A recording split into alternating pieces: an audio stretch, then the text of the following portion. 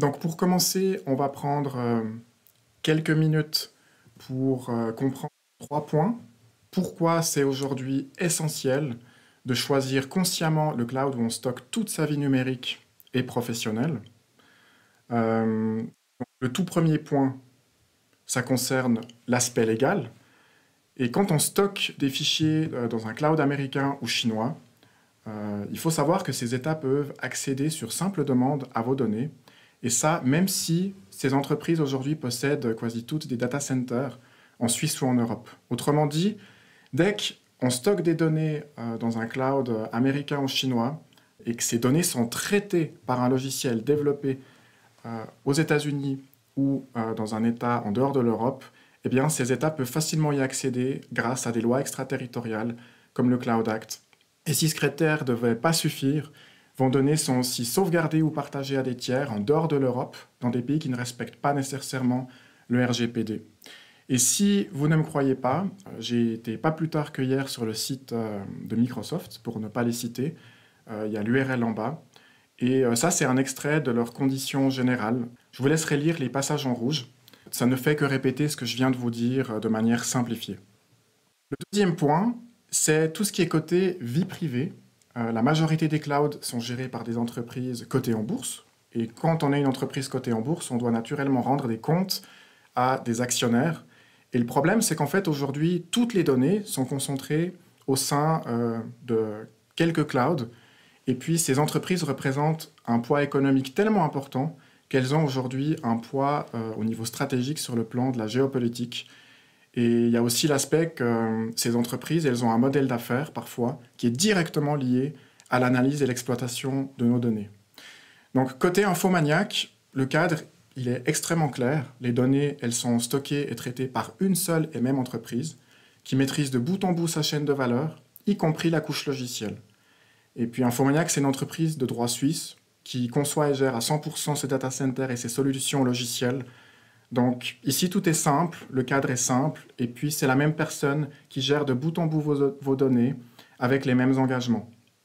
Et puis sur l'aspect de la vie privée, l'entreprise appartient exclusivement à ses employés, et le modèle d'affaires, c'est simplement de vendre des produits à des sociétés et des personnes qui les utilisent. Il n'y a pas de modèle publicitaire, il n'y a pas le développement d'une IA qui se base sur vos données. Et si IA il y a, elle est clairement présentée en tant que telle. Et c'est vous qui décidez si oui ou non vous souhaitez partager vos données de manière complètement anonymisée et conteneurisée. Le troisième aspect, et le dernier aspect que je souhaite aborder, ça concerne notre responsabilité sociale, économique et écologique. Et quand on travaille avec un acteur local, c'est possible de parler à un interlocuteur qui comprend sa réalité et puis qui est aussi en mesure de nous mettre en relation avec des experts locaux. Et puis il y a aussi tout l'aspect écologique. Et aujourd'hui, l'heure est plus du tout aux campagnes marketing qui promettent un bilan climatique neutre d'ici 2030 et 2050. Et c'est pour ça que pour nous, le but, c'est d'être vraiment concret. On compense à 200% la totalité des émissions engendrées par nos activités, donc y compris ce qui concerne le transport des serveurs de Chine en Europe. Vraiment, tout est pris en compte, y compris les déplacements des collaborateurs. On n'utilise que de l'énergie renouvelable depuis longtemps. On construit nos propres centrales solaires avec un but ambitieux, c'est celui de produire autant d'énergie qu'on en consomme. Et tout ça, malheureusement, ça ne va pas éviter les 1,8 tonne à 2,4 tonnes de CO2 qui sont émises pour produire un seul serveur. Et c'est pour ça qu'on prolonge la durée de vie des serveurs jusqu'à 15 ans. Et ça, c'est la magie du cloud. On peut le faire sans compromettre la fiabilité et la performance des services. Parce qu'aujourd'hui, un service, il est complètement répliqué dans au moins 2 data centers. Le cloud permet de cumuler la puissance de plusieurs serveurs sans qu'en fait, on se rende compte de rien. Mais ça ne suffit pas à notre goût. Et c'est pour ça, en fait, qu'on est en train de construire un data center qui est une innovation. C'est, à notre connaissance, le seul projet qui va permettre, sous nos latitudes, de revaloriser intégralement l'énergie que consomme la totalité de l'infrastructure pour un usage domestique ou industriel. Ça permettra de chauffer jusqu'à 6000 logements en hiver et plusieurs dizaines de milliers en été en fournissant de l'eau chaude aux gens. Voilà pour l'aspect introductif. Pourquoi c'est important de choisir en fait le cloud qu'on va utiliser. C'est pas du tout anodin. Et puis maintenant qu'on a vu en quoi K-Suite se différencie sur un plan légal, sur le plan de la respect privé, puis sur l'impact de la RSE, la question qu'on se pose tous, c'est au final, que vaut l'outil en tant que tel? Que vaut K-Suite en pratique? Et pour cette partie, je vais donner la parole à Adrien qui va nous montrer à quoi ressemble une journée de travail type en entreprise avec K-Suite. Merci beaucoup. Alors déjà, préface pour cette présentation technique, les slides que vous voyez, donc la présentation que vous voyez, elle est propulsée par le Canrive. Donc c'est notre outil qui propulse donc cette présentation. Donc ce que vous voyez en matière de fluidité ou autre, c'est ce à quoi ont droit tous nos utilisateurs. Maintenant, pour ce qui est de la K-Suite, on comprend chez Infomaniac qu'aujourd'hui, le plus important pour une société, peu importe sa taille, c'est la communication. Communication interne ou externe. Et aujourd'hui, que ce soit avec le travail à la maison, présentiel, non présentiel, c'est important d'avoir une messagerie instantanée, facile d'usage. Et on va commencer par conséquent avec KatChat, qui est notre solution de messagerie instantanée, interne et externe, qu'on a créé avec voilà, justement les problématiques modernes qui sont en place aujourd'hui. Donc là, on voit l'interface de KatChat avec un canal de conversation qui s'appelle Général. Au niveau de la présentation du logiciel, sur la gauche, on voit qu'on a nos canaux, donc les divers canaux de l'organisation qui ont été créés par ses administrateurs. Et donc on a un canal général, un canal SAV, un canal vente. Et là, on voit également les personnes avec qui récemment j'ai pu interagir, envoyer des messages privés. Au niveau de la logique de la confidentialité, ça se passe de deux manières différentes. Déjà, au niveau des canaux, vous pouvez créer deux types de canaux différents. Vous pouvez créer un canal public. Ce qu'on entend par canal public, c'est que toutes les personnes qui sont dans votre K-Suite vont y avoir accès. Donc c'est un canal dans lequel vous allez mettre des informations générales pour la société, pour tous les employés. Après, si vous avez besoin d'un canal privé, typiquement avec des gens de la vente, ressources humaines très importants, là, si vous cliquez sur canal privé, seulement les personnes que vous ou les administrateurs agréés, les personnes que vous avez ajoutées, peuvent voir les messages dedans. Et même si, admettons, un lien de partage, parce que dans KatChat, vous pouvez partager des messages. Typiquement, si un collègue vous envoie « regarde ce message sur Général », il va vous envoyer une URL. Mais si il envoie, ou on vous envoie une URL depuis un canal privé auquel vous n'avez pas accès, même au niveau de la preview, vous ne voyez rien. Donc, aucun risque de fuite de données. C'est voilà, la deux manières de gérer donc, les canaux de communication. Après, au niveau de la communication, donc, comme je disais, on a la messagerie personnelle, où vous pouvez discuter en direct avec quelqu'un de spécifique, ou là aussi, vous avez une deuxième option, qui sont les groupes. Typiquement, si vous voulez parler à deux personnes en même temps, enfin, donc avec trois personnes dans la conversation, vous pouvez ajouter, donc je vais ajouter mon collègue Adrien, je vais aussi ajouter ma collègue Léa, et là, je vais créer une conversation qui va prendre les trois personnes dedans. Je peux aussi définir une en-tête. Si, admettons, je vais mettre, voilà, cette conversation, je vais l'appeler projet 2023. Et tu pourrais aussi mettre ici le lien vers un tableau Trello ou un Notion. Absolument. OK. Absolument. Là, en haut, vous pouvez accrocher, on appelle ça accrocher, mais donc des URL, des outils qui vous sont utiles sur cette conversation spécifiquement. Vous pouvez également, après, épingler des messages. Si dans la conversation il y a un message important qui a été dit, vous pouvez l'épingler, comme ça depuis ce bouton, sans avoir besoin de revenir dans tout l'historique de la conversation, vous pouvez voir les messages importants qui ont été échangés à l'époque. Et tous les membres de ce canal verront ces messages épinglés. Absolument. Donc très pratique pour les informations clés ou les milestones. C'est ça. Ou admettons, en cas d'absence, on peut déjà prévoir le coup pour son collègue qui va revenir en épinglant les messages. Et dès son retour, il pourra se dire « bon, je vais aller voir les messages épinglés », il sera en mesure de les voir, histoire de rattraper son retard sans forcément devoir relire toutes les conversations, parce qu'il y en a souvent beaucoup de tous les côtés. Alors donc ça, c'est pour la partie donc, communication en entreprise. Après, nous, KatChat, on l'a créé avec une volonté de fusionner, d'en faire vraiment un point de... Plateforme de communication unifiée. C'est ça. Unifier nos services. Donc, rendre KatChat plus puissant en y apportant chaque avantage de chacun de nos produits. Au niveau de l'intégration, on est allé très loin avec Kamit, parce qu'aujourd'hui, qui dit messagerie instantanée, dit aussi visioconférence. Peut-être juste avant de passer à cet aspect, la puissance en fait, d'un outil comme ça en entreprise, c'est que bien utilisé, ça va vous permettre d'éliminer quasi tous les emails que les collaborateurs s'envoient à l'interne, parce que les canaux servent à centraliser l'information auprès des bonnes personnes, soit par projet, soit par équipe. Et du coup, tout le monde a la même information au même endroit à tout moment, et même si, comme Adrien le soulignait, il y a des collaborateurs en vacances. Et puis, les messages personnels vont permettre de chatter entre des personnes choisies. Et là, tous les échanges qui se passeront là-dedans ne regarderont que ces personnes et pas tous les membres d'une équipe. Après, au niveau de la communication, donc on a l'aspect visioconférence. Et nous, notre but avec déjà la K-Suite, mais surtout K-Chat, c'est simplifier la manière dont l'information est relayée dans l'entreprise. Donc typiquement aujourd'hui, dans beaucoup d'entreprises, pour commencer une visioconférence, il faut créer un lien, après partager ce lien avec tous les collaborateurs ou tous les collaborateurs avec qui on souhaite avoir cette visioconférence. Avec K-Chat, on a intégré K-Meet directement dans l'expérience produit avec ce bouton démarrer une réunion. L'avantage de ce bouton démarrer une réunion, c'est que ça va envoyer une notification à toutes les personnes sur ce canal, toutes, avec un lien direct. On va faire une démo, là maintenant. Ça va déjà ouvrir pour moi qui ouvre cette visioconférence, ça va déjà ouvrir un lien depuis l'applicateur. Et les personnes qui sont sur K-Meet, eux, n'auront qu'à cliquer sur le lien, sur le bouton ouvrir. Ce qui vous évite, vous, de devoir renvoyer à 10, 15, 100 personnes des liens de partage pour une visioconférence. Et si, admettons, maintenant, je ferme cette visioconférence exemple, sur K-Meet, dans quelques secondes, ça va se répercuter et ça va afficher à la personne que la réunion est terminée. Donc vous évitez tous ces échanges. Ah mince, j'ai raté la visio, j'ai 5-10 minutes de retard, est-ce qu'elle est toujours en cours? La personne, elle peut voir ça directement. Donc ça, c'est l'intégration K-Meet.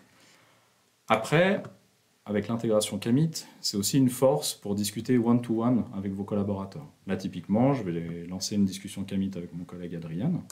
Là, ça serait possible, pendant que la vidéo démarre, de parler avec un prestataire externe ou c'est limité à son organisation et les utilisateurs de sa K-Suite? C'est une excellente question. Vous pouvez rajouter des partenaires externes à votre K-Chat. Ça veut dire que si tout à coup vous devez discuter avec un provider, vous pouvez l'ajouter dans K-Chat.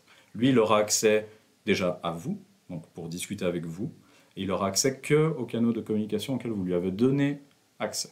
Donc, on préserve la sécurité des informations. Okay. Et surtout, vous gardez la main. À partir du moment où l'interaction, l'échange d'informations est terminé, là, si vous le retirez du K-Chat, il n'a carrément plus d'interface. Okay. Ses droits, en fait, sont révoqués instantanément. Donc, on va prendre la réunion avec mon collègue Adrien. Tac. Donc là, on est sur l'interface K-Meet.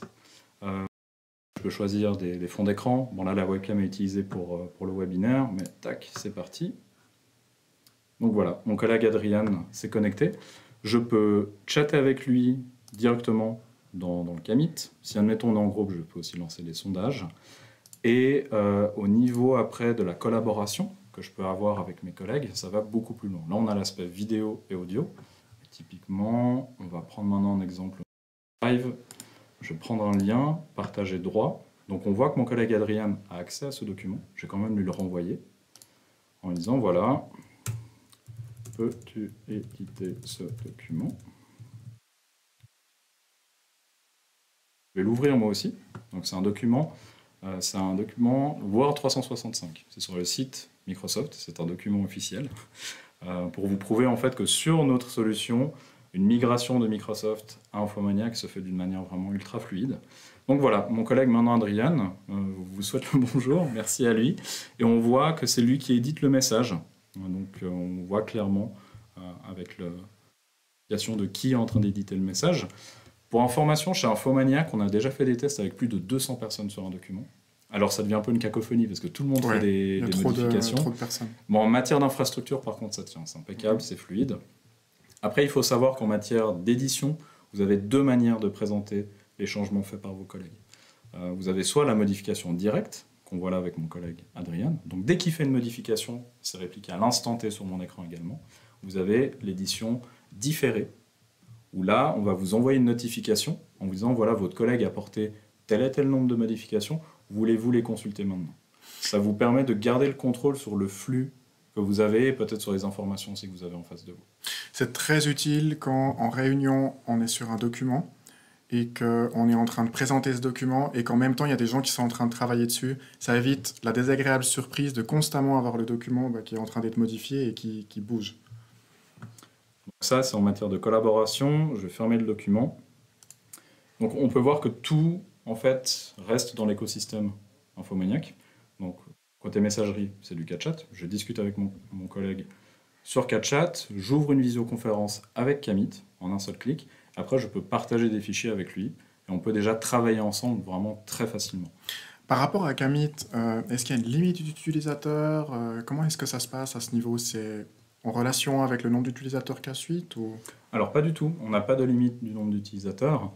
Plusieurs fois par année, chez Infomaniac, on fait des Ask Me Anything avec la direction, dans laquelle voilà, il y a plus de 200 personnes qui sont connectées. Donc voilà, pas de limite. Si vous voulez donner par exemple un webinaire ou autre chose, pas de souci. Au niveau, on va revenir rapidement sur CatChat pour aussi parler de la manière dont vous pouvez vous assurer que les messages importants soient relayés à vos collaborateurs. Donc déjà, avec les canaux, vous pouvez taguer les personnes spécifiques. Typiquement, je vais mettre ma collègue Léa, je vais pouvoir mettre une information pour elle spécifiquement, donc ce sera sur un canal public, mais en mettant la personne directement sur un message, ça lui permet d'avoir une notification disant « Attention, on parle de toi, on te pose sûrement une question, est-ce que tu peux y apporter réponse ?» Et ça va également plus loin, on a apporté une fonctionnalité qui est la priorité des messages. Donc quand vous écrivez un message, que ce soit dans un canal ou un collègue, vous pouvez éditer son importance. Donc on a le message standard, les échanges de tous les jours, on a les messages importants. Avec un message important, c'est une notification spécifique qui va partir pour vos collaborateurs.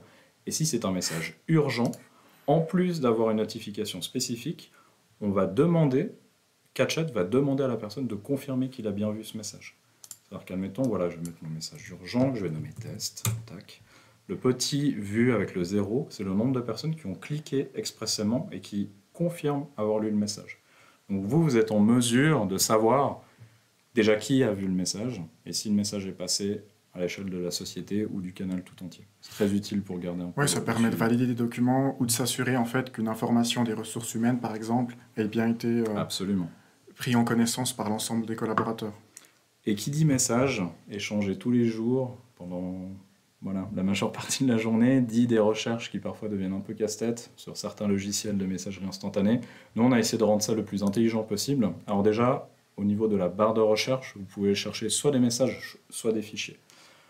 Vu qu'aujourd'hui, on travaille beaucoup en envoyant des documents, réceptionnant des documents, nous, on voulait que l'utilisateur puisse déjà, rien qu'en cliquant sur le bouton « Rechercher », déjà définir ce qu'il recherche expressément. Et si vous recherchez, admettons, un message, là, vous avez une liste de personnalisation. Vous pouvez rentrer dans votre champ de recherche en disant « Je sais que je cherche un message de tel et tel collègue qui date de ta », et ça va déjà vous faire le tri et vous afficher que les informations importantes. Même chose après pour, si on prend le fichier, vous pouvez dire de quel fichier vous avez besoin. Donc si vous vous souvenez que c'est le collègue X ou Y qui vous l'a partagé, à telle et telle date, et aussi le type de fichier. Parce que souvent on se dit « Ah mince, on m'a donné un PDF, je me souviens plus où il est passé ». Ça permet vraiment de remettre facilement la main sur une information. Et c'est bien sûr aussi possible de rechercher dans tout CatChat. Absolument. Okay. Tous les canaux auxquels vous avez accès, et toutes les conversations privées, tout est recherché avec cet outil ici. En parlant communication, on a aussi implémenté un système d'émoticônes. Donc vous pouvez, là, j'ai mis l'émoticône du bureau. C'est très utile pour voilà, dire je suis en télétravail, je suis au bureau, ça évite des quiproquos. Et aussi mettre votre statut. Typiquement, si vous ne voulez pas être dérangé, vous ne voulez surtout pas que quelqu'un lance un meeting maintenant, vous pouvez mettre un statut ne pas déranger ou absent. Également. Ça, à partir du moment que je quitte l'ordinateur portable, je peux l'emporter avec moi dans ma poche? Alors absolument, on a des applications sur iOS et sur Android. Après, au niveau des appareils mobiles, vous pouvez aussi accéder depuis le web. Ok. Donc c'est-à-dire que tous les appareils, en ouais. fait, à partir du moment où vous avez un navigateur web. Mais en gros, tu reçois les notifications dès que quelqu'un te mentionne dans une conversation, ainsi Absolument. de suite. Et ça permet vraiment de partager aussi des fichiers ou de consulter des fichiers en déplacement. Absolument. Et, chose importante, il y a une détection d'activité sur le logiciel. Ce que j'entends par là, c'est que si, admettons, voilà, mon ordinateur, je pars, je le laisse, il rentre en veille, bah, on ne va plus envoyer les notifications sur l'ordinateur, parce qu'on part du principe que l'utilisateur n'est plus sur son ordinateur, on va basculer sur le mobile. Ça vous évite, quand vous revenez sur l'ordinateur, d'avoir une centaine de notifications. Double notification. C'est ça, donc en fait, vous relisez le retard que vous avez, mais également les notifications en trop que le logiciel vous a envoyées. Donc ça, on a pensé de ce côté-là, cette petite fonctionnalité, et c'est la raison également pour laquelle, si vous n'êtes plus actif, on va vous mettre un statut absent. automatiquement sur le logiciel. Quelque chose qui me semble aussi important de mentionner en entreprise, on ne va pas forcément le faire parce que sinon on va basculer sur notre environnement infomaniac, mais c'est que je vois qu'à gauche, tu as l'environnement de test qu'on a créé, Absolument. et puis tu as le IN pour infomaniac. C'est ça. Et si on clique là-dessus, on basculerait en fait dans l'organisation infomaniac. Donc c'est vraiment très puissant parce que ça vous permet de connecter plusieurs organisations dans le même logiciel et de basculer d'un à l'autre. Et surtout pour les partenaires qui travaillent avec nous, c'est un outil pour faire du diagnostic extrêmement intéressant parce qu'ils peuvent communiquer avec toutes les organisations, associations qui gèrent et basculer de l'une à l'autre en un seul clic. Complètement. Et avec le partage d'écran de Camille, ça permet d'aider les gens à distance, Absolument. de facilement échanger et travailler ensemble. C'est tout le but. Donc voilà pour la partie CatChat. Donc ça, c'est la partie messagerie interne, messagerie directe. Et on va passer maintenant à la partie productivité, donc la partie mail. Alors les mails, c'est moins nouveau par rapport à CatChat. Par contre, on a pas mal de nouveautés qui sont sorties tout récemment. Typiquement, on a les mini-apps. Donc là, c'est mon interface donc mail, où j'ai reçu mon mail d'invitation pour rejoindre la K-Suite. Et on a ajouté en haut à droite un menu où il est possible pour l'utilisateur d'afficher son calendrier, par exemple. Ça veut dire que si vous avez un mail qui vous dit « Est-ce que tu serais libre demain ?», vous pouvez consulter votre calendrier directement depuis cette mini-app. Là, typiquement, le 21 mars, il y avait un événement. Donc ça, c'est sur l'environnement de test. Même chose avec les contacts. Vous pouvez afficher vos contacts et vous pouvez également afficher vos tâches. Ce qui permet, car à l'époque, il fallait basculer en plusieurs onglets différents. Là, tout est directement dessus. Kmail, au niveau de la gestion des courriels, nous, on va déjà faire un tri, si c'est activé par l'utilisateur. On fait déjà un tri avec tout ce qui est des promotions et des réseaux sociaux. C'est pour vous assurer que tout ce qui arrive dans la boîte de réception, c'est vraiment des mails légitimes. Parce que voilà, les newsletters ou autres, on les trie automatiquement. Donc oui. Aujourd'hui, il y a une question qui m'intéresse parce qu'il y a beaucoup de gens encore qui sont très attachés à leur logiciel de messagerie, que ce soit Microsoft Outlook, Apple Mail, Thunderbird ou qu'importe. Et aujourd'hui, quel est l'avantage à ne plus utiliser ces logiciels et de privilégier le webmail? Alors l'avantage numéro 1 est celui qu'on essaie de mettre le plus en avant, et celui dont on voit en tout cas la plus grande résonance avec les utilisateurs, c'est le fait que ça ne demande pas d'entretien. Parce que qui dit Outlook, Thunderbird ou autre, il dit une installation locale, une installation qu'il faut mettre à jour, des paramètres qu'il faut garder à jour également. Et dans le cas spécifiquement d'Outlook, c'est aussi une licence. Donc c'est aussi des coûts. L'avantage du webmail infomaniac, c'est que n'importe quel appareil avec un navigateur web relativement récent peut y accéder. Donc ça permet aux administrateurs et aux partenaires, ou même à l'utilisateur qui a vraiment pas envie de se prendre la tête, d'accéder directement au plus essentiel sans devoir installer quoi que ce soit. Et puis après, il y a aussi tout l'aspect sécurité, où dès que vous cliquez sur un lien, le lien va être vérifié, dangereux ou pas. Sauf erreur, on vient de l'implémenter. Désormais, quand il y a des emails qui viennent de l'intérieur ou de l'extérieur de l'organisation, on le voit. Oui. Ce qui permet de savoir en fait si on a affaire à un mail en fait où on est sûr à 100% qu'il est légitime et que c'est pas du phishing parce que c'est quelqu'un qui est dans notre propre organisation. Et puis, on peut encore mentionner un autre aspect, c'est tout l'aspect collaboration avec le partage de calendrier. Ça peut peut-être être intéressant de montrer aussi cet aspect-là, parce que ça, c'est quelque chose qu'on va peut-être pas forcément avoir, ou en tout cas si facilement dans un Thunderbird, quoi. Pour après l'aspect parfaitement mail, on va dire, de la communication par mail, l'avantage également du Workspace Infomaniac, c'est les petites fonctionnalités qu'on a pu ajouter, comme la traduction. Aujourd'hui, vous êtes en mesure, sur Kmail, de traduire un mail avant l'envoi ou à la réception en quelques clics, et c'est une traduction qui est faite en interne chez nous. Donc c'est 100% made, le texte que vous traduisez ne part pas sur des serveurs autres. Donc c'est toutes ces petites fonctionnalités, effectivement, comme tu dis, la collaboration, qui font toute la force de cette solution. En parlant calendrier, on va peut-être passer là-dessus. Oui. Alors au niveau du calendrier, déjà, vous allez avoir un calendrier qui est créé lors de l'initialisation de votre K-Suite. Donc là, on a le calendrier qui s'appelle Suisse Architecture, de notre compte de démonstration. Et là, on peut voir les événements passés. C'est ma semaine, on va dire. On va en créer un. On va créer un nouvel événement directement ici. C'est un événement qu'on va nommer Communication, par exemple. Je vais lui donner un horaire spécifique. Je peux aussi mettre que c'est la journée entière. Je peux mettre un lieu, de manière à ce que quand les personnes vont recevoir l'invitation, il y a déjà le lieu que ce soit en interne, admettons, je ne sais pas, salle numéro 102 ou hôtel ou autre, si c'est une conférence. Là, vous pouvez rajouter vos collègues. Et un des avantages justement d'utiliser la solution Infomaniac directement sur le web, c'est qu'on a pu intégrer nos produits. Donc si vous voulez créer une salle de conférence Kamit pour l'événement, en un clic, ça va créer un lien qui ne sera actif qu'au moment où l'événement commence. Et c'est le lien qui va être envoyé à toutes les personnes que vous invitez. Donc si admettons là, voilà, alors ma réunion communication, elle est aujourd'hui à 15 h après le webinaire, je vais faire enregistrer. Ça va apparaître sur tous les calendriers de tous les utilisateurs. Justement, j'ai une question. Là, comme tu n'as pas ajouté des participants, on n'a pas pu voir en fait qu'on nous proposait d'envoyer une notification d'invitation à ces utilisateurs. Et ça, je pense que c'est intéressant. C'est intéressant de le montrer parce que c'est vraiment quelque chose qui change complètement la donne. C'est que les personnes que vous ajoutez en tant qu'invités, elles vont recevoir un email avec non seulement le lien Kamit pour participer à la visioconférence, mais elles pourront directement choisir d'accepter, de décliner ou de dire qu'elles seront peut-être présentes et l'événement s'ajoutera automatiquement à leur calendrier avec le statut qui est correspondant à leur choix. Merci. Pas de souci, c'est les aléas du live.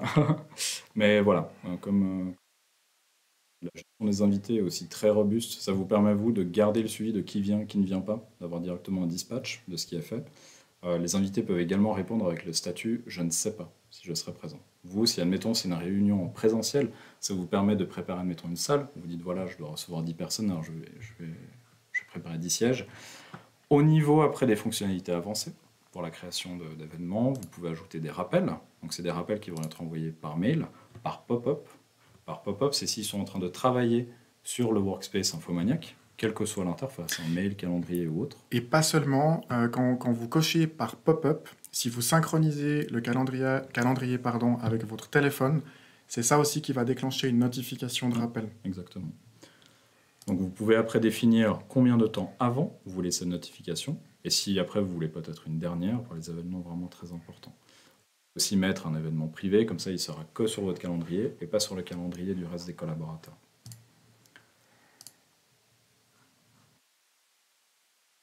Après, une fois que l'événement a été créé et qu'il est accessible sur le calendrier, les personnes qui y ont accès ou qui ont été invitées peuvent simplement cliquer sur le lien Kamit en question pour accéder à la réunion. Ça vous permet de d'avoir évité d'envoyer une notification à vos invités pour l'événement, plus après une deuxième notification pour la réunion qu'il y a dedans. Donc tout est centralisé. Ça me semble aussi intéressant de montrer comment est-ce qu'on fait au final pour retrouver toutes ces informations sur tous ces appareils, y compris son téléphone. Est-ce qu'on retrouve par exemple les contacts de son téléphone dans K-Suite, ou est-ce qu'on peut retrouver les contacts de K-Suite sur téléphone? Comment ça se passe? Alors, au niveau des contacts, spécifiquement pour les contacts, nous on a des logiciels de synchronisation pour soit répliquer ce qui se trouve en local sur l'appareil et l'envoyer sur le serveur, ou le contraire. Prendre ce qui est sur le serveur et le répliquer sur l'appareil. Sur Android, c'est une application qui s'appelle K-Sync. C'est une application qui va faire un mirroring des deux côtés. Et sur iOS, iOS nous permet d'aller un peu plus loin. De ce côté-là, on a une gestion de profil. Donc nous, on va envoyer un profil à l'utilisateur. Vous serez en mesure d'envoyer un profil à l'utilisateur en question. Et c'est un petit fichier que l'iPhone ou l'iPad ou le Mac reconnaît et qui va déjà en fait créer une synchronisation sans devoir entrer un quelconque paramètre, sans devoir installer quoi que ce soit. Et ça va permettre de synchroniser les applications natives Apple avec nos serveurs. Donc à tout moment, en fait, il y a une synchronisation. Ouais. Donc K-Suite vraiment permet de centraliser tous ces rendez-vous, tous ces contacts au même endroit. Et puis peut-être juste montrer l'assistant par où on accède à tout ça. Parce qu'en fait, ça peut avoir l'air compliqué et en fait, pas du tout. Parce qu'il y a un assistant qui permet de vraiment suivre étape par étape ce qui se passe. Donc ça, c'est l'assistant Infomaniac, qu'on appelle Sync, simplement. Déjà, il va détecter sur quel appareil vous vous trouvez. Donc là, l'appareil de démonstration, c'est un PC. Mais si, admettons, vous y avez accès avec votre téléphone Android, on va vous proposer l'application K-Sync. Si vous y accédez avec un iPad, alors on va vous proposer le profil. Et si, voilà, admettons, je vais dire sur cet appareil, on va me demander ce que je veux configurer, mes mails, mes contacts ou mes agendas. Admettons, je vais sélectionner mes mails. Ça va me donner après une procédure de configuration sur un logiciel lourd de type Outlook 365. Et si c'est mes contacts et agendas, la même chose. On va me mettre une marche à suivre sur comment faire. Et en accédant simplement avec config.infomaniac.com sur l'appareil de votre choix, en fait, on vous facilite le travail, vous n'avez plus qu'à appuyer sur générer ou installer, et c'est parti. Ok. Et sur un environnement macOS, c'est ça qui va permettre de s'envoyer le profil par email ou SMS. Okay. Tout à fait. Ouais. Voilà pour la partie calendrier. En parlant de téléphone ou de support mobile, il faut savoir qu'on est en train de développer notre application mail. Et quand je dis développer, elle est en cours de test interne, mais elle va tout bientôt arriver en bêta. Je dirais même plus, c'est une affaire de jours. C'est une affaire, oui, de jours, pour pas dire d'heures. Mais concrètement, l'utilisateur mobile retrouve une interface similaire au Workspace Infomaniac, les mêmes codes couleurs, la même logique, le même tri au niveau des boîtes mail avec promotion réseaux sociaux. Et aussi, il faut savoir que cette application est en mesure de faire du push. Donc là, avec un client IMAP standard, ça va dépendre de la fréquence de mise à jour que vous mettez en place, qui peut être d'une minute, 15 minutes ou autre. Là, avec l'application Kmail, c'est disponible directement avec des notifications à l'instant T où vous recevez le mail en question. Il y a aussi un énorme avantage que l'application mobile vous apportera aussi bien sur iOS qu'Android, c'est que dans des pays où on a des fournisseurs d'accès à Internet qui bloquent le protocole IMAP, eh bien avec l'application mobile, ça passera tout droit parce que ça passe pas par le protocole IMAP, mais ça se connecte directement à l'API de nos solutions et nos serveurs. Absolument. Donc voilà pour la partie mail, calendrier. Est-ce qu'on attaque le drive? Impeccable. Allons-y. Alors au niveau du drive, alors déjà, on se retrouve donc sur notre drive. Donc juste pour les personnes, les quelques personnes qui n'auraient aucune idée ce que c'est un drive, c'est un endroit dans le cloud où on peut mettre tous ces documents, toutes ces photos, toutes ces vidéos pour en fait libérer de l'espace sur son ordinateur, puis aussi avoir la sérénité que ces données sont répliquées à triple dans 2 data centers, et puis avec un système de versionning aussi qui nous permet de retrouver une ancienne version de son fichier. Donc juste voilà, comme ça s'il y a des gens qui ne voient pas tout à fait de quoi on parle, c'est impeccable. Donc voilà l'interface de K-Drive. Donc l'interface de K-Drive, c'est vraiment une solution qui va vous permettre de partager en entreprise, mais aussi de travailler ensemble. On l'a vu avant, durant la démo de l'édition en direct du document. Après aussi en matière de présentation, la WebView se présente de la manière suivante, avec des dossiers communs. Les dossiers communs, c'est ceux que vous partagez avec une ou plusieurs personnes de votre société. Et ça va vous permettre d'avoir, on va dire, un hub centralisé pour l'édition de documents. Là, ça, je pense, ça vaut la peine de prendre un petit peu plus de temps sur ces fameux dossiers communs, dont la compréhension va considérablement être améliorée avec une future mise à jour qui va arriver dans les prochains mois. Mais vraiment, ces dossiers communs, c'est des dossiers d'équipe ou de projet. Et c'est un petit peu comme dans CatChat. En fait, vous allez choisir quels sont les membres de votre organisation qui vont pouvoir y accéder. Et la grande force de dossiers communs, c'est qu'ensuite, tous les documents que vous y placez, eh bien, les membres que vous avez autorisés à avoir accès à ces dossiers y auront automatiquement accès. Et puis, à contrario, les documents qui sont en dehors de ces dossiers communs, c'est vos dossiers privés à vous, que seuls vous pouvez voir, ou alors, sauf ceux, parce que vous avez bien évidemment la possibilité de partager des dossiers privés avec d'autres utilisateurs de vos choix. Mais en entreprise, c'est hyper puissant, ces dossiers communs, parce que ça vous permet d'avoir un dossier commun pour les finances, pour les ressources humaines, pour le service après-vente, pour le support, pour un pôle développement. Et puis du coup, chaque département ou chaque projet a vraiment son écosystème de ressources. Et vous avez aussi cette garantie que chaque personne accède à la bonne information. Et puis l'idée avec CatChat, qui est sortie tout récemment, c'est vraiment de créer par la suite une synergie entre tout ça. Au niveau des Common Documents de Shared, comme tu disais, ça va être refait prochainement. C'est un des projets de l'année 2023 pour nous. Et au-delà de juste refaire le fonctionnement pour que ce soit beaucoup plus clair pour l'utilisateur, on va aussi les renommer. Parce qu'aujourd'hui, Common Documents peut-être jure un peu sur une arborescence 100% en français. Donc ça, il faut savoir, c'est prévu, c'est en cours de travail. Ça va être modifié, ça va être beaucoup plus clair, centralisé et surtout en français. Ça vaut également pour l'application desktop, mais je pensais finir sur l'application desktop au niveau de la présentation. Donc là déjà, au niveau de la présentation des arborescences, on peut colorer les dossiers. Ça permet de faciliter un peu leur localisation au niveau visuel. Et si j'affiche ça en liste, on peut également après ajouter des catégories. Là, je vais prendre typiquement une catégorie, je vais nommer ça voilà, devis. Et donc on peut ajouter, retirer des catégories, ce qui permet aussi au niveau de la recherche, quand vous allez rechercher des documents, de rechercher seulement des documents spécifiques. Et il faut savoir que les catégories, vous pouvez en créer également vous, au niveau de votre organisation. Donc si je crée une catégorie que je vais nommer projet, je vais lui mettre une catégorie après qui va être utilisable par tous les autres collaborateurs.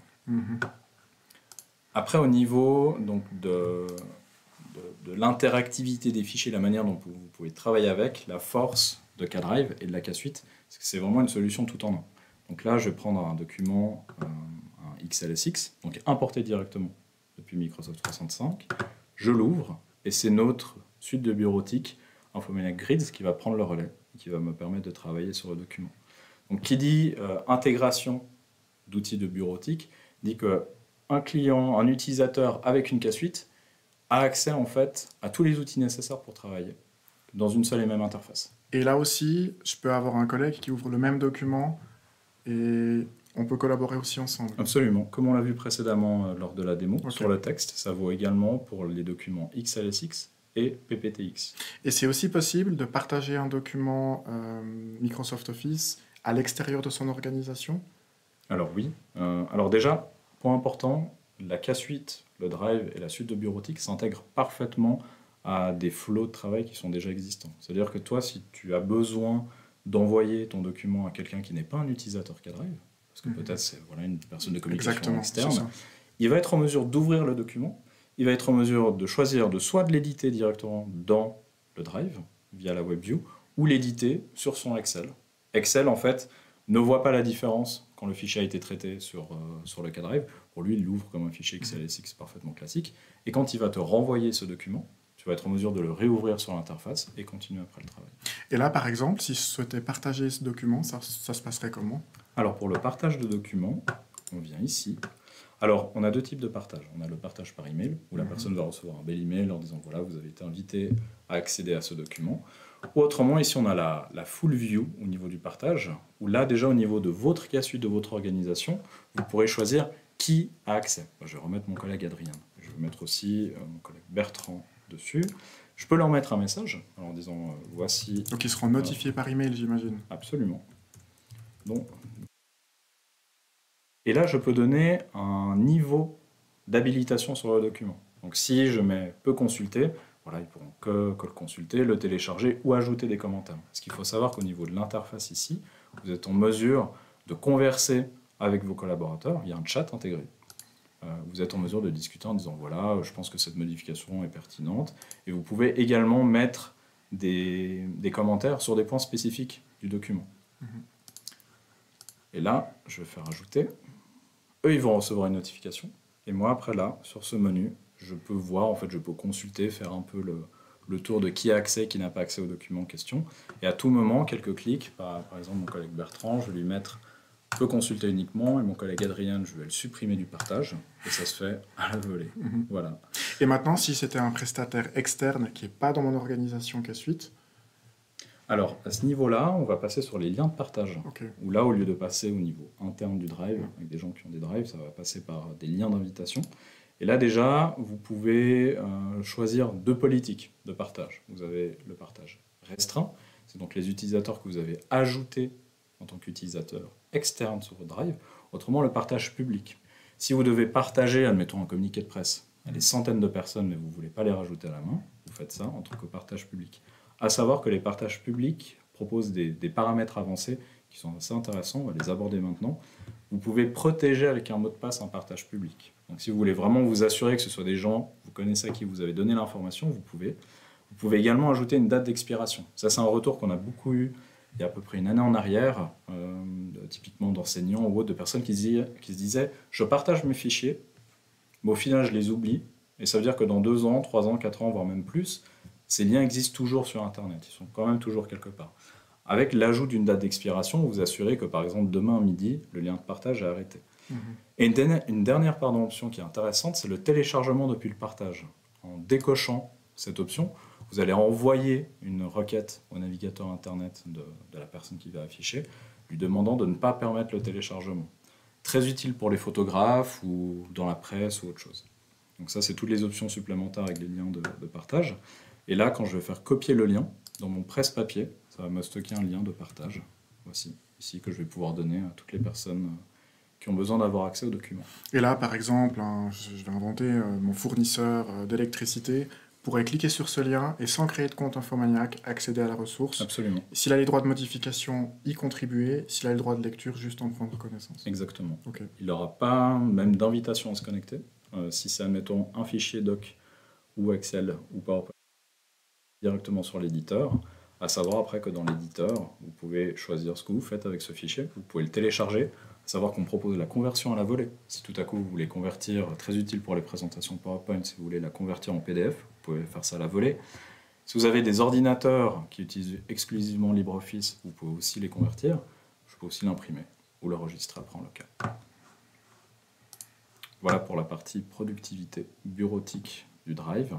Merci pour cette belle démonstration en direct. Merci à vous. Moi, je suis toujours impressionné parce que j'utilise ces applications au quotidien. Mais le coup, par exemple, du message en urgence sur CatChat, je ne l'avais jamais vu et c'est super utile pour valider un projet ou que quelqu'un ait pris connaissance de l'information. Donc, dans la partie précédente, tu nous as montré comment ça fonctionnait un peu tout cet écosystème. Et puis, moi, ce que je trouve intéressant maintenant, c'est de voir qu'est-ce qu'il en est en fait pour les responsables IT ou les ressources humaines qui vont devoir gérer le flux de personnel. Concrètement, quand quelqu'un arrive dans l'entreprise ou quand quelqu'un quitte une entreprise à la fin de son CDD, par exemple, qu'est-ce qui se passe? Alors, au niveau de la K-Suite, si vous êtes administrateur ou habilité par l'administrateur à gérer la K-Suite en question, vous aurez cette interface. Donc ça, c'est l'interface qu'on appelle gestion de K-Suite qui va reprendre toutes les informations importantes. Donc déjà, on va avoir le nombre d'utilisateurs. Là, il y a 7 utilisateurs sur 10, c'est le package qui en permet 10, mais on peut monter à 100, 200, 500 sans problème. On voit également après le nombre de liens de partage. Donc si tout à coup, vous voyez, mince, il commence à y avoir trop de liens de partage, vous pouvez demander à les réduire ou autre. Ça permet pour l'administrateur d'avoir en un seul coup d'œil toutes les informations importantes sur la K-Suite. Et surtout, moi je pense au cas de figure où la politique de sécurité interne serait de ne pas permettre des liens de partage publics pour des raisons de sécurité, parce qu'on n'a pas envie que des documents fuitent à l'externe. C'est un moyen de le contrôler en un coup d'œil. Exactement. Après, pour ce qui est de la gestion des personnes, des utilisateurs, on va venir ici dans gestion des utilisateurs, et là on va avoir une liste de tous les utilisateurs qui ont accès à la K-Suite. Donc on voit le nom, quelle équipe ils sont, parce que vous, quand vous allez ajouter un utilisateur, vous pouvez le définir dans une ou plusieurs équipes. Et ça sert à quoi, ces équipes, concrètement? Alors, ça va déjà être utile au niveau de CatChat.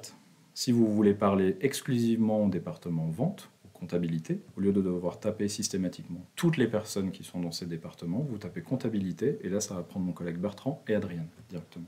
Et dans CatDrive, ça peut aussi lui donner automatiquement accès à un dossier commun à comptabilité?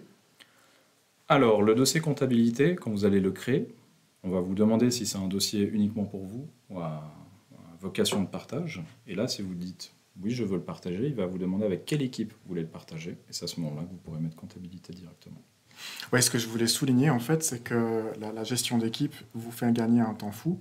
Parce que quand vous ajoutez un utilisateur à une équipe, cet utilisateur va automatiquement bénéficier des droits qui sont propres à cette équipe, que ce soit sur les accès des calendriers, des carnets d'adresses ou des dossiers partagés dans CatDrive. Au niveau de la gestion des utilisateurs, après on peut voir la dernière connexion, utile souvent pour tout ce qui est ressources humaines ou autre, le rôle qu'il a dans la K-Suite. Donc il y a plusieurs rôles. Il y a le responsable légal, c'est la personne donc, qui a soit créé le produit ou qui a été habilité par la personne qui l'a créé. Lui, il aura vraiment accès à toutes les options nécessaires pour gérer son parc d'utilisateurs. Après, on aura le rôle de collaborateur. Le rôle de collaborateur, lui, il a un droit d'usage. Il va pouvoir utiliser le Drive, le CatChat avec les limites dans le parc en fait, que vous lui avez donné.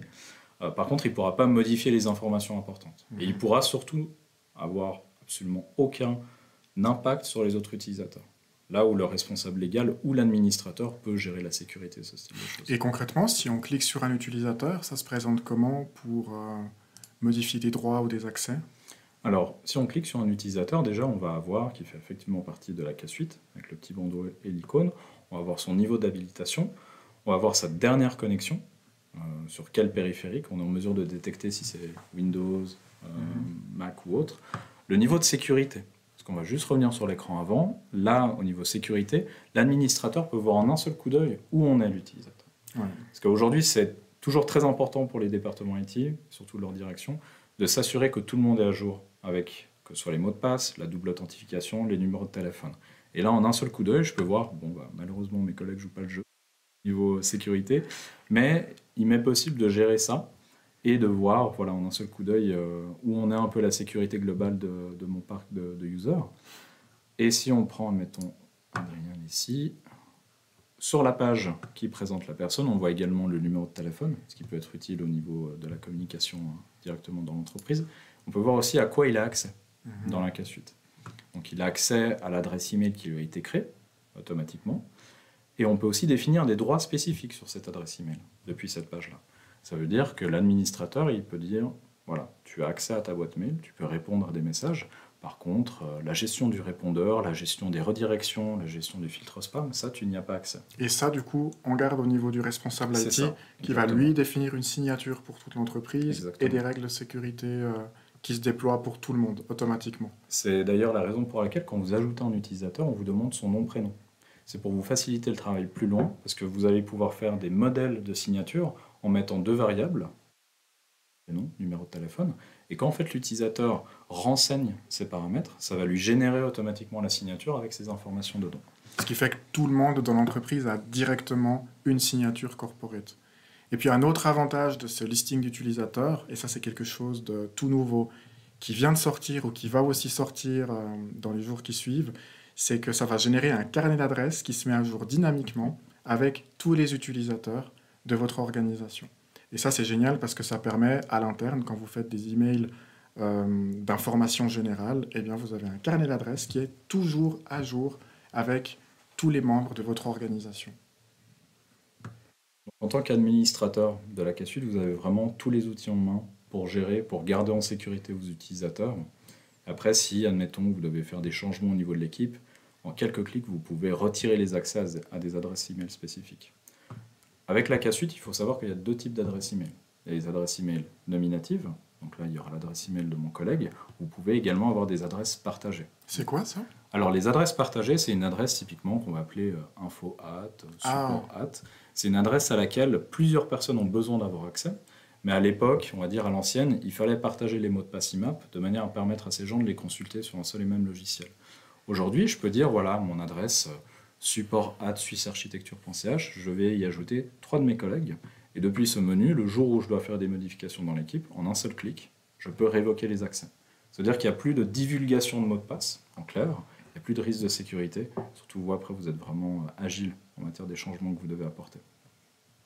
Qu'est-ce qui se passe quand j'ai un collaborateur qui doit quitter l'entreprise au niveau de la gestion de ses données? Est-ce qu'on perd toutes les conversations chat? Est-ce qu'on perd tous les fichiers Drive quand on supprime un utilisateur? Alors, quand vous allez supprimer un utilisateur, nous, on va vous poser un certain nombre de questions. Déjà, on va vous poser la question au niveau du Drive, que voulez-vous faire des documents? On va vous proposer deux options, supprimer les documents ou les récupérer. Et par récupérer, vous pouvez choisir de les récupérer vous-même en tant qu'admin ou les donner à une nouvelle personne. On a ce cas avec les stages. Quand un stage prend fin, on doit supprimer le compte et le donner à une autre personne. Et c'est possible en fait d'avoir un tunnel de passage de ces fichiers d'une personne à l'autre lors de la suppression. Même chose après pour ce qui est des mails, pour ce qui est du chat. On peut choisir de garder ces informations. Et après, si admettons la personne avait un compte Infomaniac avec des produits ou autres, ça va simplement changer son adresse email en mettant une adresse générique de récupération. Ça va entièrement le retirer de l'organisation dans laquelle il était. Et le compte en fait va devenir un compte fantôme avec aucune rattache avec l'ancienne CASUD. Donc une politique de gestion des données complète vraiment. Ou c'est la garantie de vraiment avoir la main sur les données d'une entreprise. Absolument. Et de pas d'avoir des fuites de données, enfin des fuites de données, qu'on se comprenne, des pertes de données plutôt non désirables, quoi. Ok. Et puis là, je vois à gauche que c'est depuis aussi ici qu'on gère les équipes de travail, des rapports d'activité. Ça, j'imagine, c'est ce qu'on voyait avant avec la gestion des produits par équipe, la gestion des droits par équipe. Donc un gain de temps énorme. Et puis les rapports des activités, à quoi ça sert en fait? Alors le rapport d'activité, lui, il est utile, souvent tout ce qui est ressources humaines ou autres. Vous pouvez voir vraiment qui a fait quoi, quand, sur quel produit. Donc en cas de problème de sécurité, c'est hyper précieux pour comprendre qu'est-ce qui s'est passé et par qui et comment. Absolument. Et aussi au niveau du drive, c'est aussi important si tout à coup un fichier peut-être a été déplacé. Souvent, c'est une faute de Et qu'on ne manipulation. trouve plus. C'est ça, on ne le trouve plus. On met simplement, ici aussi, mais on peut mettre le nom du fichier en question. Il va nous retrouver dans l'historique ce qui a été fait avec ce document. Et il faut savoir que l'historique d'activité n'est pas nettoyé par Infomaniac. Ce qu'on entend par là, c'est qu'on stocke vraiment toutes ces données, de la création jusqu'à la résiliation de la K-Suite. Quelque chose, je pense, qui est aussi intéressant de mentionner, c'est que tout ce qu'on voit ici dans le manager peut être dirigé par API. On est dans un processus d'APIser l'ensemble de nos produits. Donc tout ce que vous voyez en fait dans ce tableau de bord, dans ce manager, est déjà pilotable pour des développeurs via API. Ou si ce n'est pas le cas déjà, typiquement pour K-Suite, sauf erreur, on n'a pas encore une API qui couvre la K-Suite complète. Il n'y a que K-Drive actuellement, mais c'est quelque chose qui va arriver.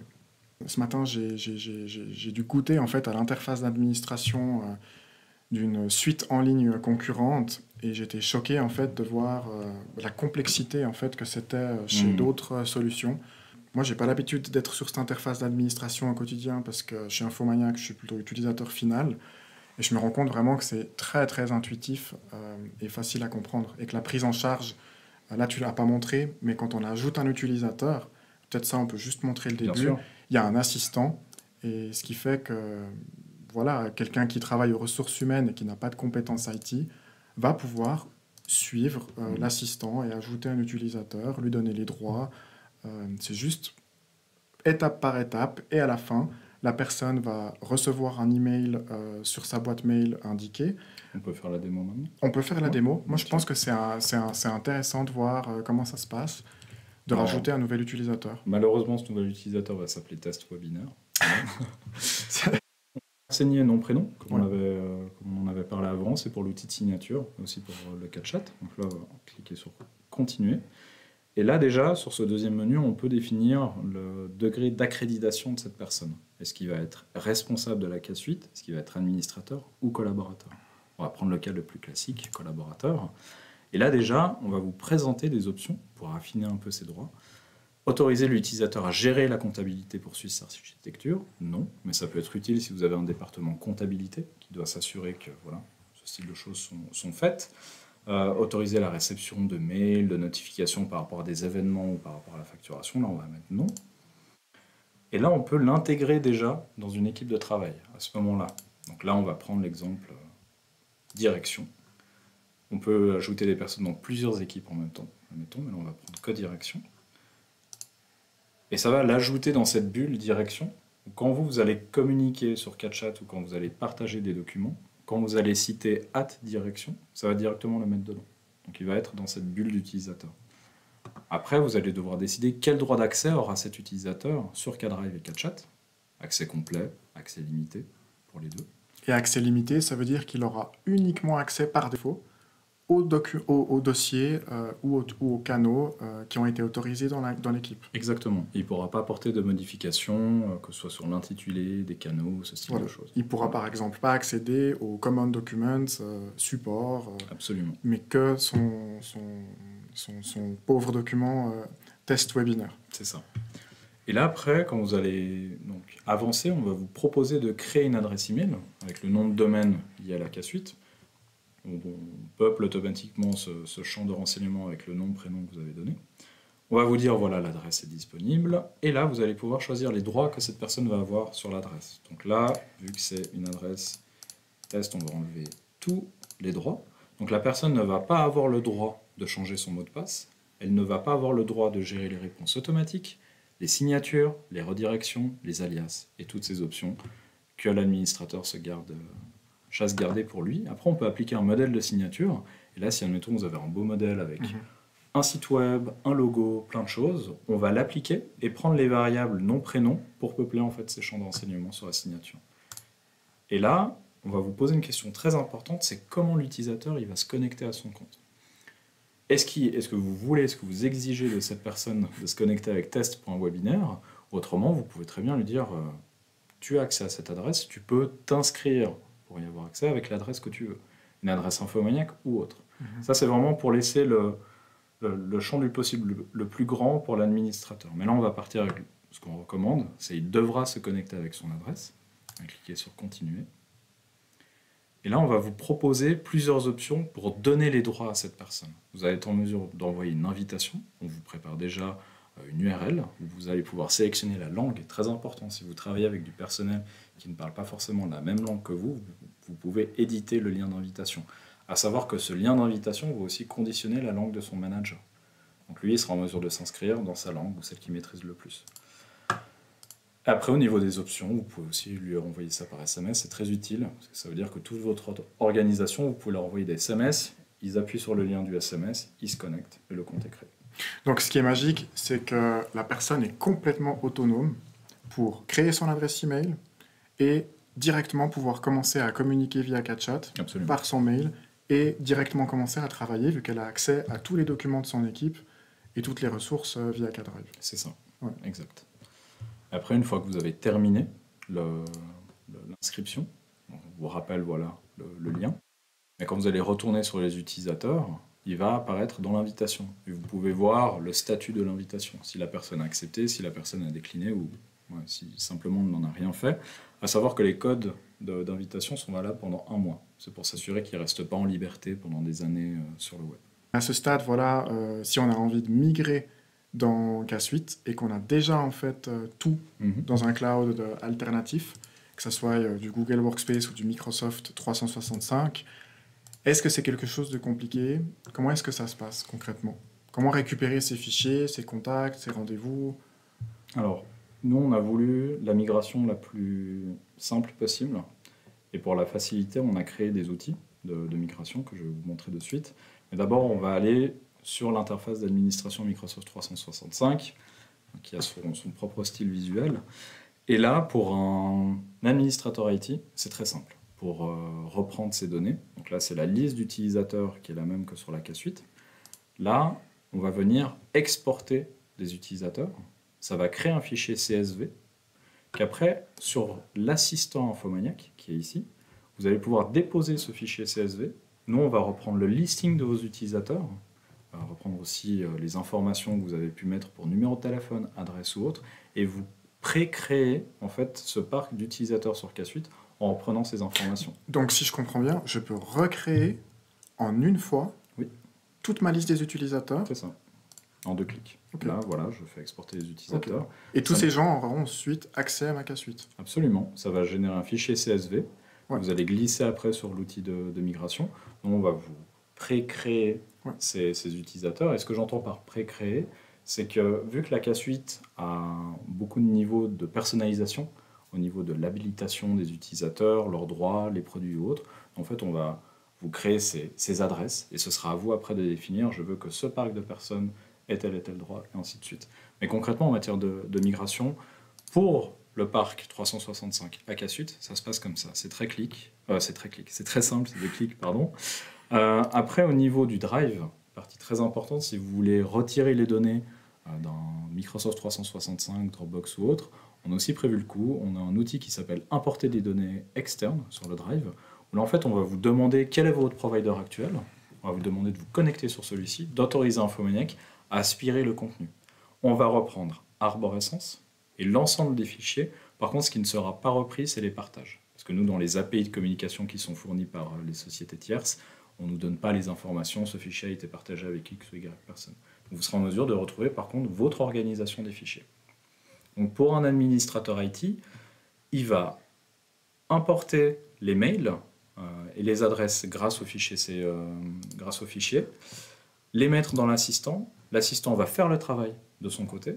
Après, au niveau du Drive, ce sera après sur l'interface Drive directement, où là, il devra prendre les fichiers ici.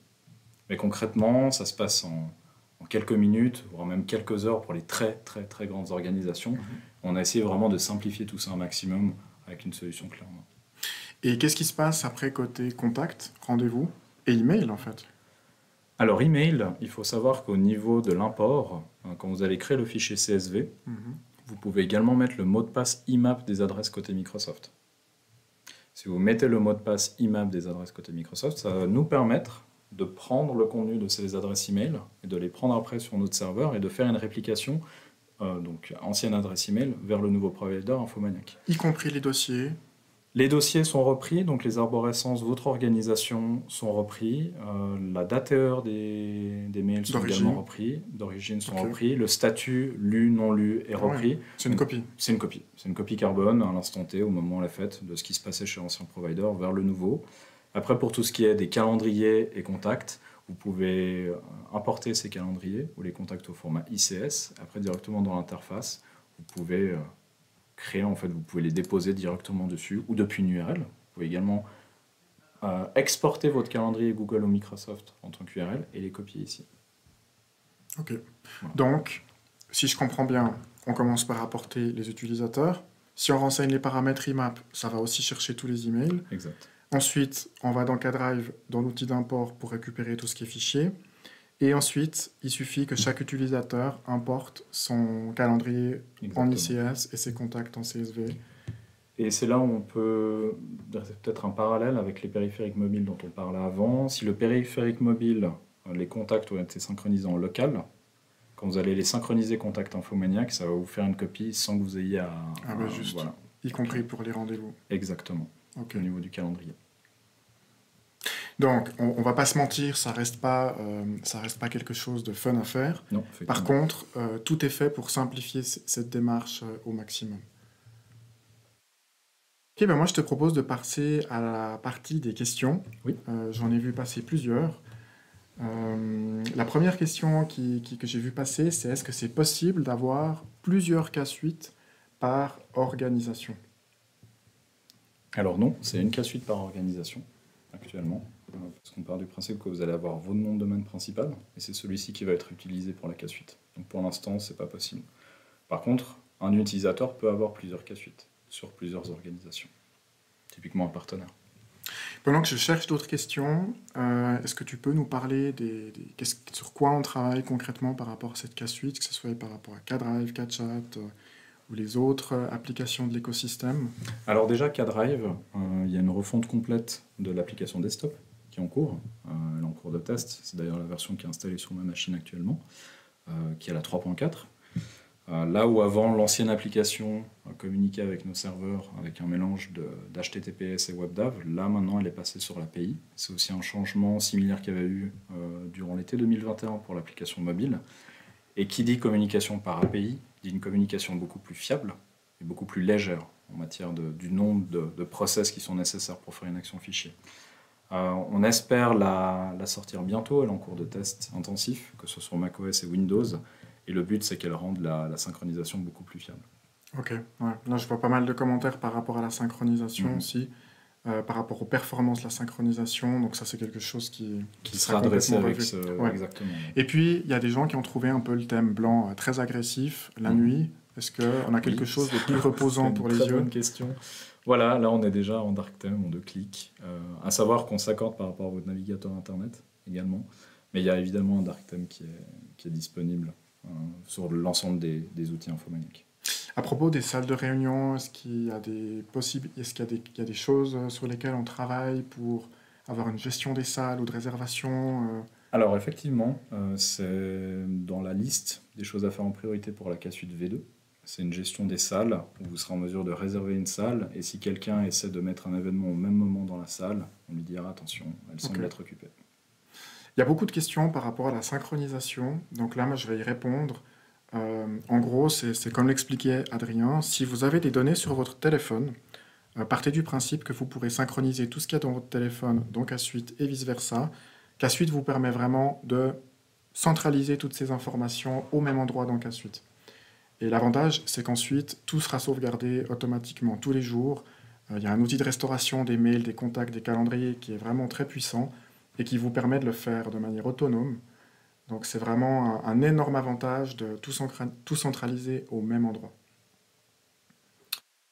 Il y a aussi des utilisateurs qui relèvent qu'il y a des choses dans la liste des feedbacks, parce qu'il faut savoir que sur tous nos outils de la K Suite, il y a un bouton feedback en haut sur lequel on peut cliquer. Et ça vous permet en fait de nous remonter vos besoins. Qu'est-ce que vous aimeriez voir? De voter aussi pour des idées qu'ont contribué les autres utilisateurs. Nous, le but, c'est que quand on planifie le développement du produit, on va prioriser nos développements par rapport à vos besoins. Donc c'est vraiment très important et on fait les choses dans l'ordre. Différence d'interface entre Kmeet App et Kmeet Web ou KChat ou KDrive?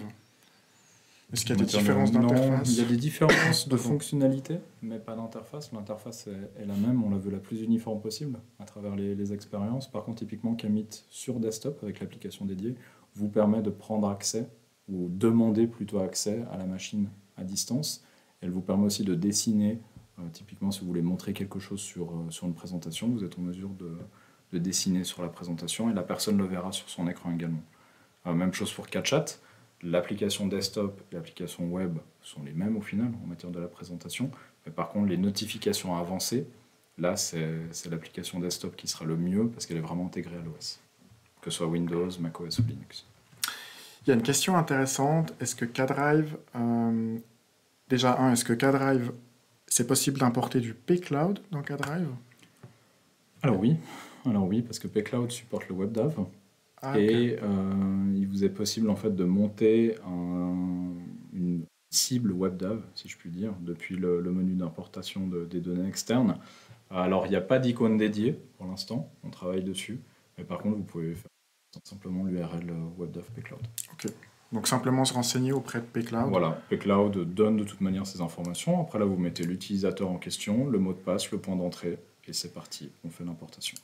Et toujours par rapport à KDrive, est-ce qu'on peut avoir une zone de dépôt, on nous demande? C'est une bonne question, absolument. C'est d'ailleurs des fonctionnalités qu'on aime bien mettre en avant lors des démos.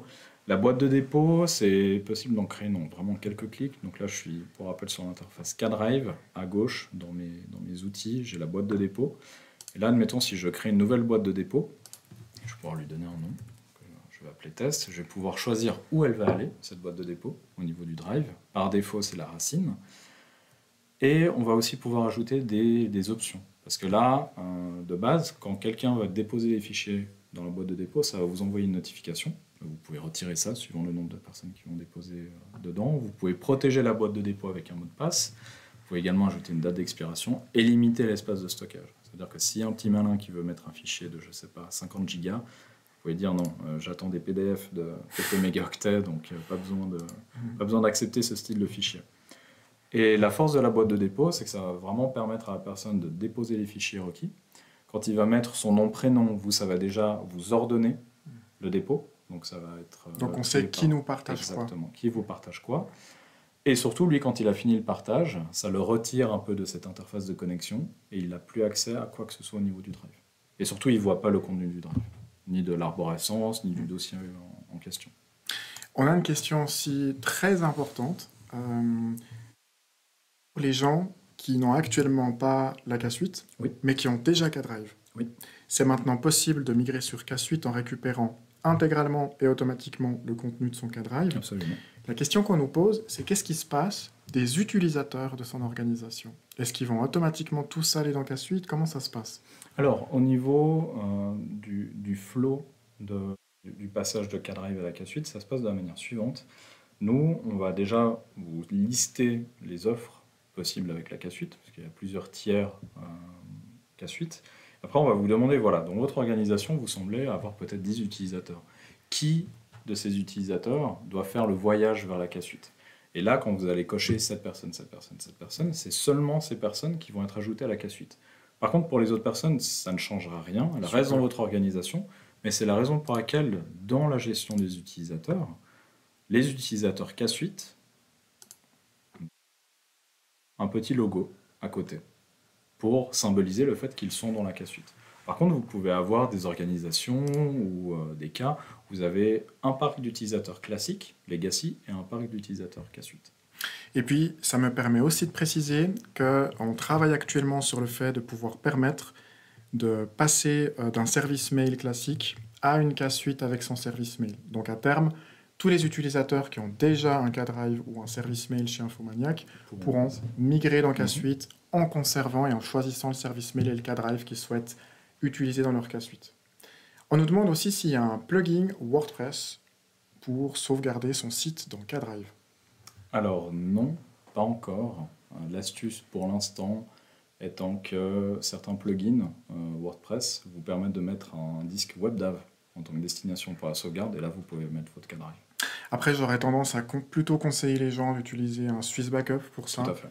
Et puis, de mémoire, il y a un plugin WordPress dont le nom m'échappe, c'est Updraft Plus, Oui. voilà, qui permet de configurer un espace de sauvegarde cloud en Swift.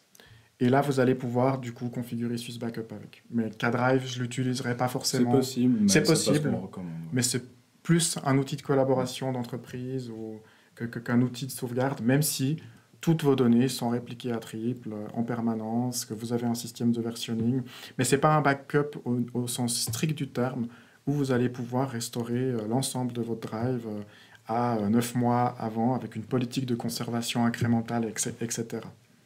Custom brand, Oui, je le vois apparaître dans le chat, c'est vrai qu'on n'en a pas du tout parlé. non, effectivement. Peut-être je te laisse présenter qu'est-ce que c'est, à quoi ça sert, qu'est-ce que ça permet de faire. Alors, le custom branding, c'est une option au niveau de la K-Suite. Tout dépend en fait du tiers d'activation, on va dire, de la K-Suite, de l'offre qui a été choisie. Mais le custom brand, ça va vous permettre de supprimer en quelque sorte le infomaniac.com dans l'URL des produits que vous utilisez. C'est-à-dire que si on prend l'exemple de swissarchitecture.ch, là, ça deviendra mail.swissarchitecture.ch. Ça vous permet vraiment d'avoir une identité forte au sein de votre société, d'avoir vraiment votre plateforme à vous, où les liens commit ne seront plus nommés commit.infomaniac.com, mais seront nommés commit.votre nom de domaine. Si vous partagez des liens, des fichiers avec des partenaires commerciaux ou autres, ce sera votre nom de domaine qui va être utilisé. Et ça permet également dans l'interface de login de supprimer le branding Infomaniac et de mettre le vôtre. Ça veut dire que l'icône en haut à gauche, vous pouvez mettre votre propre image de personnalisation au niveau de la connexion et voilà, vraiment avoir une interface propre pour vos utilisateurs. On nous demande aussi si c'est prévu qu'on mette en place une solution SSO ou OAuth pour s'identifier sur d'autres services via le compte Infomaniac. On y travaille en ce moment, donc c'est quelque chose qui est en cours de notre côté. Oui, absolument. Là, visiblement, il y a des personnes qui se posent la question de quel type de licence choisir. Est-ce que c'est possible d'avoir différents types de licences pour certains utilisateurs? Alors non. Ouais. Non. Quand vous allez sélectionner une K-Suite, c'est au moment de la sélection de la K-Suite que vous allez devoir sélectionner une offre, et c'est cette offre qui après va régir tous les utilisateurs dans la K-Suite. On est d'accord, aucune chance que mes données soient vendues un jour en Chine. Non. Alors absolument pas, Non. c'est vraiment pas la politique d'Infomaniac. Infomaniac, c'est une entreprise indépendante qui appartient à ses employés. Le force juridique est en Suisse, les data centers sont en Suisse. Le but d'Infomaniac, c'est d'être une alternative indépendante aux géants du web et puis de développer la maîtrise des technologiques au niveau européen. Donc c'est pas du tout à l'ordre du jour et c'est vraiment... on a fait un article de blog d'ailleurs qui en parle sur news.infomaniac.com. Ça s'appelle Le Cloud Éthique, où on explique un peu notre vision du cloud éthique et pour nous ce que c'est le web. Et si vous lisez l'article, ça va vous rassurer. On a des questions sur KDrive. Y a-t-il un support particulier? C'est peut-être aussi intéressant de parler aussi de l'évolution récente du support, je pense. Ça peut être intéressant. Déjà, pour aider les utilisateurs qui arrivent sur le KDrive, il y a une introduction, un didacticiel qui est proposé sur l'interface du Drive. Tout nouvel utilisateur sera en mesure d'apprendre un peu comment fonctionne l'outil. Après, avec le support, on essaie de faciliter le plus possible son accès. Donc en bas à droite de l'interface, vous avez un bouton support. Nous, déjà, on va détecter sur quel produit vous êtes. On va déjà vous proposer des FAQ à ce sujet. Donc là, j'ai ouvert le chatbot et on me propose donc synchronisation KDrive en divers appareils, restaurer un fichier à sa version précédente, scanner, numériser. Voilà, c'est les FAQ que nos utilisateurs consultent le plus. Par contre, après, pour contacter le support, c'est très simple. Vous avez un bouton ici, on vous demande par quel biais vous aimeriez bien contacter le support. On a un numéro français, 0033, pardon, et également un numéro suisse. C'est des numéros qui ne sont pas surtaxés. Donc si vous appelez, voilà, pas de souci de ce côté, sur ce point spécifique. Et après, au niveau de l'évolution du support, aujourd'hui, on a des équipes dédiées d'agents sur des sujets spécifiques, donc un drive. Donc si, admettons, vous prenez votre téléphone, vous nous appelez, on va vous demander, il y aura la présélection, vous allez devoir mettre 1, 2, 3 par rapport au produit. Et si vous sélectionnez K-Suite, alors vous serez directement mis en contact avec un agent qui maîtrise parfaitement ces outils. Ok. Et puis juste, en gros résumé, je m'excuse si tu en as parlé, j'étais en train de lire les Aucun commentaires. problème. On a sorti un support premium qui s'adresse en fait aux entreprises, donc le B2B, qui vous permet d'avoir des personnes de contact uniques. Donc ça peut être utile pour certains d'entre vous. Il y a Point des... important sur le support Oui, premium, au-delà de l'aspect avec une personne unique au niveau des réponses, vous avez également un numéro de téléphone prioritaire qui vous permet de court-circuiter les files d'attente si vous avez une demande urgente. il y a aussi des questions très intéressantes, ça fait plaisir. Est-ce qu'on peut créer une casse suite avec plus que 300 utilisateurs? Alors oui, techniquement, il y a pas de souci. Donc il Par faut contre, nous pour ces contacter. offres, en fait, voilà, faut nous contacter Ok, parce que nous, on fait une tarification spécifique. ok. Et on Donc c'est du l'exécute dans le cas sur-mesure. par cas. Une autre question qui ressemble un peu à ça, c'est est-ce qu'il y a des offres qui sont spécifiques pour les organisations, associations, ONG? Alors, pas encore, ça va arriver à Oui, terme. On va avoir un panel d'offres spécifiques. Par contre, en attendant, pour toute association ou autre, si vous avez besoin d'être mis en contact et d'avoir une tarification spécifique, contactez notre support et on fera le nécessaire. et encore une question, comment est-ce qu'on sait quel espace de stockage finalement on a avec K-Drive ou avec K-Suite? Comment ça se passe?